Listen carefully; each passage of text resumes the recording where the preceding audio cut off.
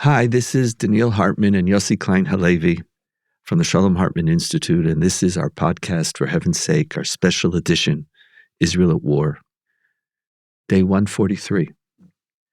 And before we get into today's subject, I personally, and Yossi, I know you do as well, we want to thank all of you, our listeners, our loyal listeners who've been our community since this war started.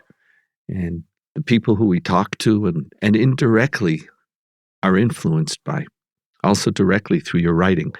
And because of you, this podcast, this series, has become the number one podcast in the English-speaking Jewish world. United States, Canada, Britain, Australia, sometimes South Africa. And very often episodes become number 2 or 3 in Israel. So it's very gratifying. We walk together and we appreciate the fact that this is a format and a framework within which you find meaning. And for some of you, some comfort, and for others, a lot of challenge. And that more or less is where we are as a people. And that leads us to today's subject, Rafah, or Rafah, the last section of Gaza, which has yet to be controlled by the army, taken over. Troops have yet to invade that area. It's also where 1.4 million Gazans now reside. All those who were in the north and the center, the humanitarian corridors sent everybody down south. It's also where our hostages are. It's where Sinwar is, hopefully, unless he's now in Egypt or somewhere else. It's the last stand of we're not sure what. Rafah, we'll use the word Rafah, is an inflection point almost for everything that's happened in the war. On October 8th, our desire to win, our declaration of our moral right to win, has all come down now to Rafah. Without Rafah, Prime Minister says, there is no victory. Because we know they're still there. The organization is still in power. The terrorists are all there. The tunnels are there. What have we achieved? The hostages are there. There might be a hostage deal, we don't know, but they're there. Do we just leave them? Do we not? The humanitarian crisis that we started to understand later than the rest of the world, but it's also coming to it. Like, you can't avoid the humanitarian crisis anymore. If you go into Rafah, what are you going to do? What does it mean to move people back north? Do you have an infrastructure back north? What are you going to do? There's people. And in many ways, Rafah also is an inflection point for the world. We spoke about the shifting attitudes of the world towards the war, but even our greatest friends on October 8th, even those who continued to support us throughout these last 140 days, the United States, which vetoes a resolution calling for a ceasefire, they're saying, don't go into Rafah. This is a bridge too far. This is the next stage, which will bring a catastrophe. So how we're going to think about Rafah, how do we engage in the next number of days? The army is preparing military plans. Everything is moving forward. It's almost as if everything is coming to a head right now. Rafah is now the encapsulation of the whole war, where it's going to go, and how history will judge it. So when you think about Rafah, this city, this reality, all the packages, all that's involved, how do you understand it and how do you think about it? So, Donniel, I really appreciated the way you framed the dilemma. And for me, this is a moment of decision. And we are facing a choice between, on the one hand, the achievement of the goals of this war that have appeared elusive all these months. And you and I have debated whether victory is even possible anymore. And now suddenly it seems one last push. We have Hamas cornered. Maybe victory is really in reach. And at the same time, maybe a far-reaching hostage deal is in reach. So that's on the one hand. On the other hand, the terrifying possibility of the humanitarian crisis intensifying in ways that we can't imagine. The UN is warning about widespread hunger and disease, tens of thousands of additional casualties. And we know that if we go into Rafah, we may well lose the support of our last allies. And so we're standing before the moment of decision. So what do you decide? What do you decide? Where are you? Like, our job isn't to be prophets. Maybe that question wasn't fair. So let me pull it back. No, it's where I am personally. No, That's not a even fair where question. you are. It's not even where you are personally. I don't know if I've said this over the last months. When you ask somebody today in Israel, how do you feel? What you mean is the last hour. Because otherwise people give you this 4-hour answer. How do I feel? Well, it depends personally, collectively, and so is it good? It's just saying, no, I'm just talking to you for the last hour. How you feel? So where right now, because it changes all the time. You and I literally are on top of the news right now, where we are with no guarantee for the next 2 hours or 3 hours. Given these 4 constellations right now, what decision, where are you, what's weighing you on you more? So first of all, tactically, I think we need to keep threatening that we're going in. Mm-hmm. And that's to get a better deal on the hostages. And that's clearly Benny Gantz's approach. I think, by the way, Netanyahu, I know you don't like to do this, but he deserves some credit some of the time. Don't worry. Just let me say that, and I'll go on. Donniel, say it, but in my answer to your question, he factors in. I appreciate that. He does, because when he speaks about total victory in his bombastic way, that's when I begin to think, well, maybe victory really isn't I'm not possible. sure that that's not a posturing towards Hamas as well. Okay, but our issue is not Netanyahu. No, but it is in terms of factoring in. But like this notion that if the war is continuing, Hamas, we're going to move in. Okay. What do you want to do? If there really is a chance of destroying Hamas's capability of governing in the morning after, I say we go in. I take a deep breath, and hopefully there'll be competent measures in place to deal with the humanitarian crisis. And in terms of losing our allies, deep breath time. First, I appreciate that. For me, Rafah is less the moment of decision between values.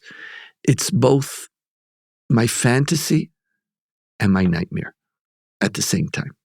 Throughout the war, from October 8th, we've had the fantasy that we could win. And I love that fantasy. And it's really important for me in my life here in Israel. Part of the way we get through the day is with that hope. And it doesn't have to be messianic hope as I presented it in the past. It's just hope that maybe there could be some victory, even if it's not all that victory. That we won't have a genocidal regime on our border. You're going to have something, yes, but maybe not. You're not going to have a genocidal regime on the border, correct? Something. But we're holding on to some aspiration for victory. And I want to tell you, I don't even know if it's anymore the genocidal enemy on the border. I don't know if it's also not very deeply psychological, that we need a victory to heal the wounds of October 7, to heal our trauma, to heal our fear, some victory that will give us an ability to have a different myth of stability.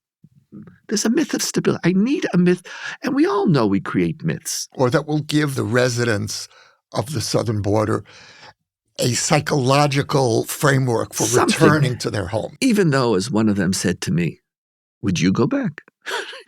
So I could have a myth of stability for them, which might not be that, there's something immoral about that or problematic about that. But I think we're trying to bring something to a closure. And the tantalizing fantasy of Rafah, it's the last place. Like, we thought we were going to get it the minute they moved into Gaza City. Shifa Hospital was this. You remember? Right. Yeah, Do you remember? I think it was day, 6:50. We got them. And what did we find? Yeah. Command and control bunkers and 16 Kalashnikovs. So it was like, I remember, I wanted that closure. So I'm worried, Rafah, It's like, oh, maybe. So we quote facts, and it's true. Because if Hamas is becoming more moderate in its demands on a hostage deal, it's not because all of a sudden it's discovering that, yes, pidyon shvuim, returning hostages, is a value in the Jewish tradition, and therefore we want to allow Jews to live a more full Jewish life. The only reason why they're doing it is if we are literally threatening and squeezing them to a place that even a 60-day ceasefire could be critical, and in those contexts, many things could happen. So there's something about this possibility that I want to hold on to. And people ask me, Donniel, so in light of everything that you've said, are you for a ceasefire? And my answer is, I don't know. I don't know. That's what I wrote in my article in the foreword. I don't know. That was a terrific piece, by the way. Thank you. I wasn't searching for a compliment, but I'll take it. I'm saying it because I want to emphasize that people should read it. Thank you. But I don't know. Someone said, why don't you know? Because I don't know. Because I don't know if a little more work in Rafah, what they call destroying the last brigades of Hamas, will be critical or will give Israeli society, and you want to know something, but I don't want to admit, will also give me some psychological closure, some feeling that we can go on.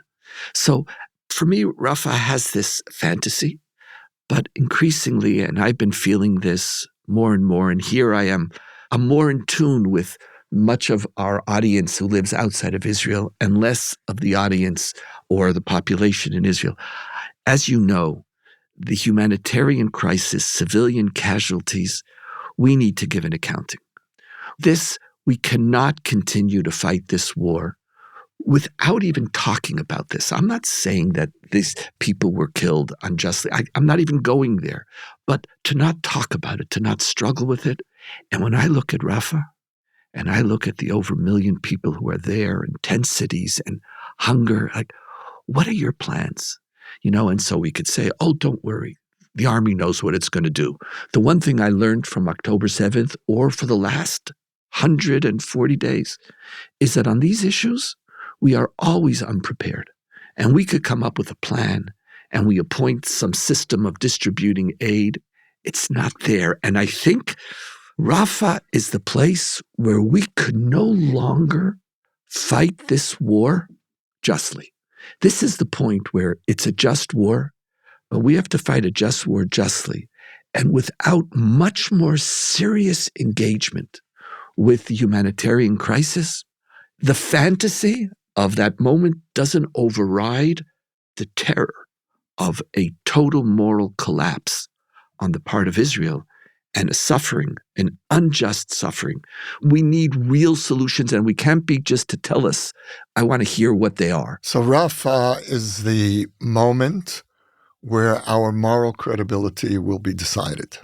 That's how you're saying this. You see, for me, it's not a public relations issue. No, I'm saying for ourselves. It's where our morality is going to be tested. Now, Israeli society, stand up. Now, you said beforehand the corridors were enough, and corridors were a deal. It's a story. It's correct. When you're fighting a war, get civilians out.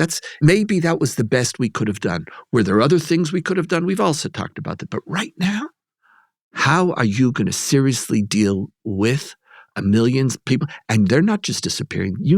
What do you think? They're just moving? Do you know what type of infrastructure you have to create for people? Do you know what type of support? Do you know what it's like? I don't know what it's like. All I do, we live privileged existences.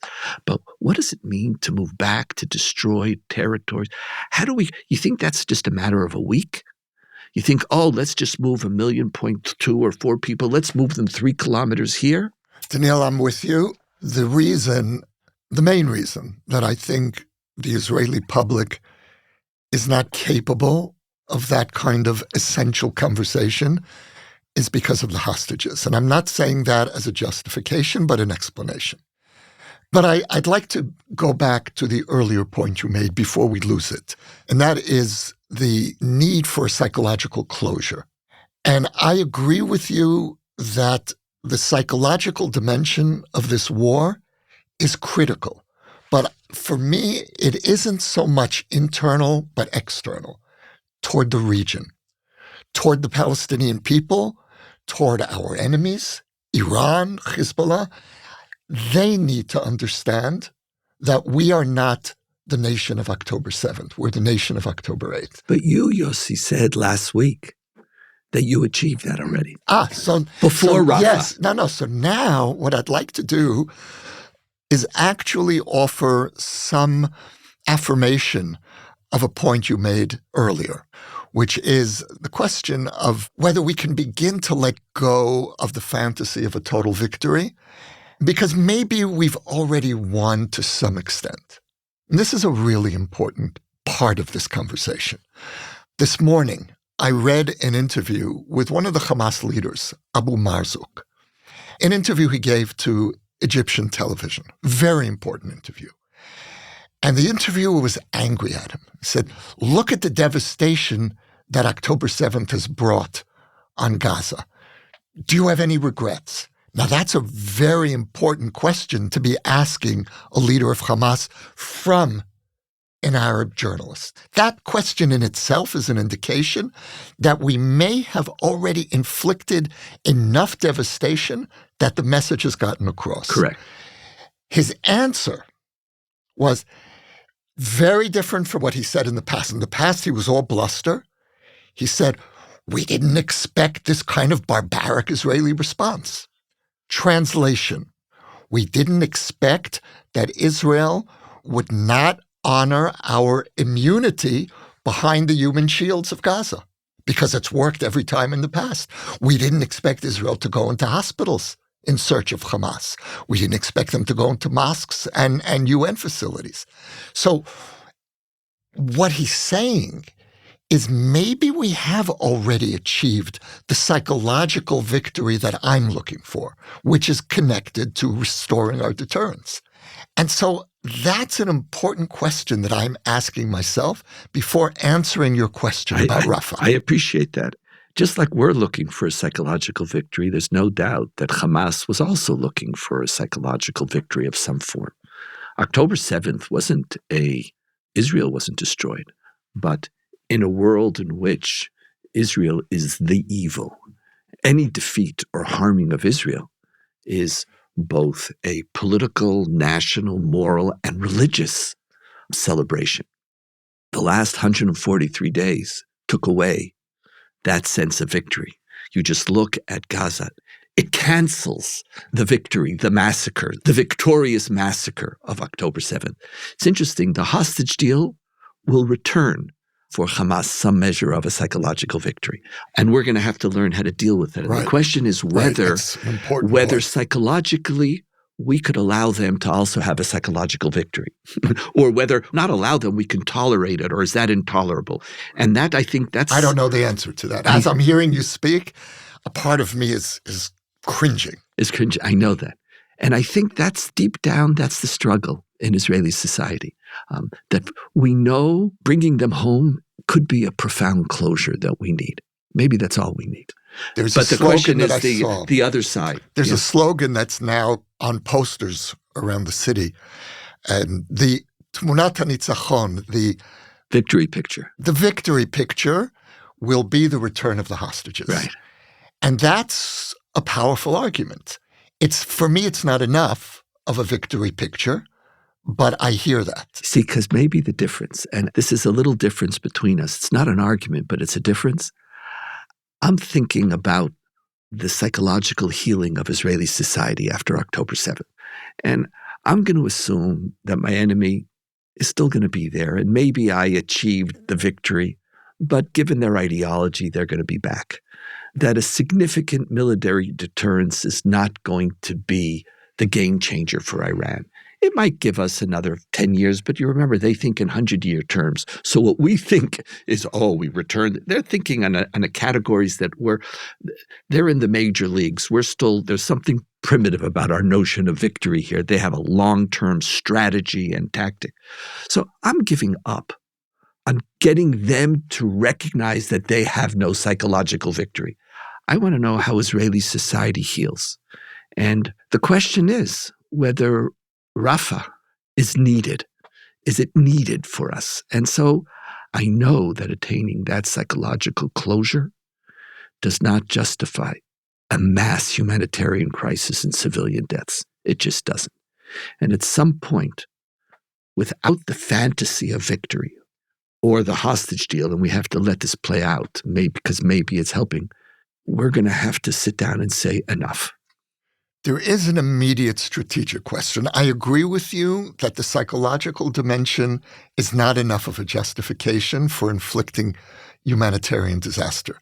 There's a strategic dimension here, and that is we are trying to negotiate a deal with Hezbollah where they'll move back from the border. If we don't negotiate that deal, there's going to be a war. The war is going to expand, and we know that's going to be the worst war that Israel has ever fought, both in terms of the home front and how that'll play out in Lebanon. How this war is perceived by Hezbollah will influence the trajectory of those negotiations. And so that's something else to throw into the mix. It's not only a question of deterrence and long-term calculations. There is an immediate strategic consequence here. I don't think in those terms. And I'm not making my lack of thinking in those terms a virtue. It's just describing. Because I don't know. It would be very hard for me to argue Rafah is going to make the difference to Nasrallah. Like, do we move in? Do we not move in? I don't know. There is a war going on in the north that is more or less hidden from the public eye. So I don't know. Or here I want to argue with it for a moment. Even psychologically, there's this new strategic objective that we don't know for sure that it's there. It might be there. I'm telling you that it's there. And then behind that language, we go back to justifying something which at its core is not strategic. Because we could always, right. If you just get that next bridge, that's the strategic tipping point that we need. Right, and we've been there before. You're right. But when we think this through, we need to look at all of the elements at play, because if this really is a culminating moment, there are lots of consequences that need to be factored in: internal, regional, international, and how one balances the other, how one plays out against the other. Each of us is going to make our own calculations, but these are the elements that we need to consider. And one of the things that I want to add to the conversation, and I want us to talk about it a little bit, is Rafah also could be the moment where Israeli society has to begin to understand that we don't get to fight a war in isolation from our allies and the world. When is it that we are going to internalize our dependency on the world, the dependency of our economy, our dependency on political allies, that Israel's military strength is not just whether we could come up with a plan for Rafah. Crucial point. And so here, and Israelis here too again, at the beginning, when do we acknowledge our place in the world and our interdependency? When they're helping us. When America comes and from the first day is sending tens and tens of huge transport planes with equipment. When we need, of course, when the world is supporting us, look, we're part of the world. We're the darlings of the world. We have world opinion. Our friends are friends are friends. The minute somebody comes up and says, no, who said the world, they're anti-Semites, we don't need it, we're independent. And then we're allowed to say no, and all of a sudden, use the word bluster before, it's like, there's boisterousness. It's this whole, this Rafah could change. Mm-hmm. Yes. Not only the outcome of the war, but I think it is a moment where Israeli society is going to have to decide to what extent does the critique of the world of our war become an internal conversation which has yet to happen? The challenge that you're proposing to the Israeli psyche is to reconfigure our understanding of power. I think about the far right. And, Ben Gvir calls his party Jewish power. And he has such a childish notion of power. Power is military power. It's determination. It's all will. Well, power is a very complex web that includes an economic dimension. It includes our standing in the world. It includes our relationship with the diaspora, certainly with the United States. And somehow when the far right speaks about power, all of those other elements disappear. And it just becomes a game of Risk, the board game. Yeah. And you're right. This is a moment when we need to have a serious conversation about power. Now, all of the issues that you've raised don't negate the fact that there are moments when one must go for military power and risk weakening those other elements. But if you don't factor in those other elements, you are not holding power responsibly. So Rafah is a moment, really is a moment. For you, it's a moment where different objectives, different values, different ends have to somehow fit in with each other. And for both of us, the hostages are a game changer and how that plays out.